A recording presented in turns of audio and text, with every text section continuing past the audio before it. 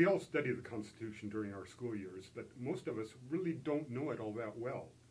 Do we take the Constitution for granted? Well, yeah, I think we do, and I actually think that's perhaps in part what the framers had in mind about it. When you think about it, it established this relationship between the people and a government, and it said that the people are sovereign. We're the government, not some monolithic institution. We control this, and so once that framework was established and written and that we agreed to it by a vote of the people. Now, of course, that excluded all women and a lot of people who didn't own property, and certainly all people of color. Doesn't matter, it was ratified. And we said, well, okay, this is in place now. This is how we are going to govern ourselves. This is how we're going to do things. And so until something occurs, some event occurs, or something occurs to us, or we see something happen, most of the time we don't think about it. It functions out there. As I was just saying earlier, it's rather like a law of physics, kind of like gravity. We take it for granted. We don't fly off into space.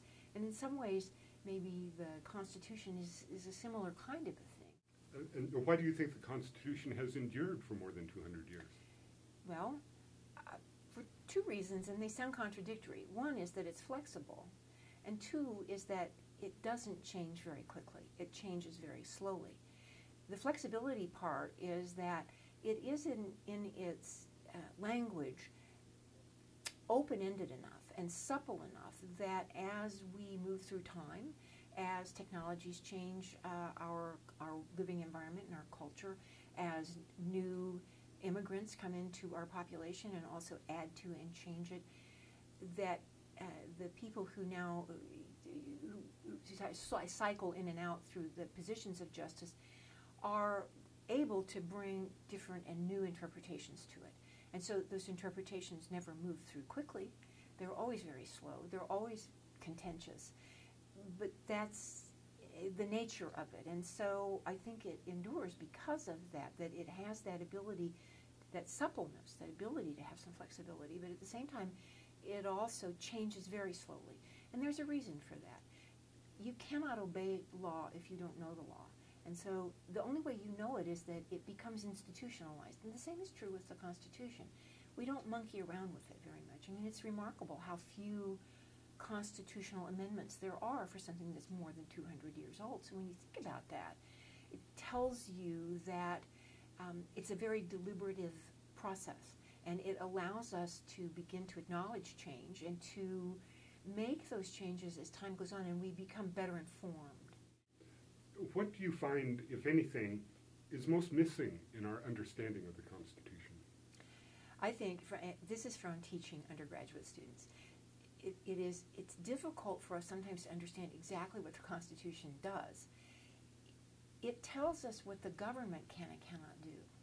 So, for example, when I think about the First Amendment, and that's the one that I spend the most time thinking about, when I think about the First Amendment, and it says Congress shall make no law, and we understand now broadly that Congress is all kinds of levels of government, so it could be from our city council all the way up to what our House of Representatives and Senate would do at both the state and at the federal level, that Congress is not going to do this. But it doesn't say a darn thing about your neighbors. It doesn't say anything about your private employer. It certainly says nothing about your church or your family rules. So yeah, your folks can say, I don't care what you think your First Amendment right is, not in my household. So the Constitution isn't about your private life. In fact, it's all about keeping the government out of your private life as much as it can. That it's inappropriate for the government to interfere in certain things in our lives.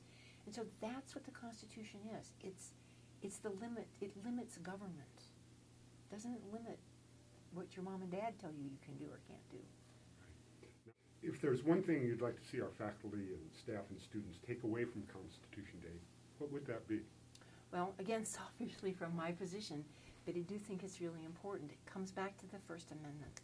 And Justice Brandeis, back in the 1930s, wrote this incredible decision, and mine's just a paraphrase, but one of the things he said in there was that the men who won our liberty were not cowards. They won that liberty in revolution, and that they did not hide or shirk their duty, but to understand that from revolution, means that you must always be in a position where you can stand up and challenge the government. And that in times of fear, when you quash free speech, you in essence deny everything that was the very foundation of this country and of that Constitution. And so, I mean, you know, the famous saying now is that the remedy for bad speech is more speech, and that comes directly from this decision from Justice Brandeis. And sometimes it's hard for us to bear. We don't like that. It's true on our college campus, where there are students or faculty or other people who stand up and say, I don't like that. I disagree. I think that allowing immigration unfettered is a wrong. So we push back against each other. If we cannot have that freedom to say that, and not in a decorous way, not being good-mannered and taking our turns, but standing up and yelling sometimes, that we should feel comfortable doing that. That's what I'd like us to take away.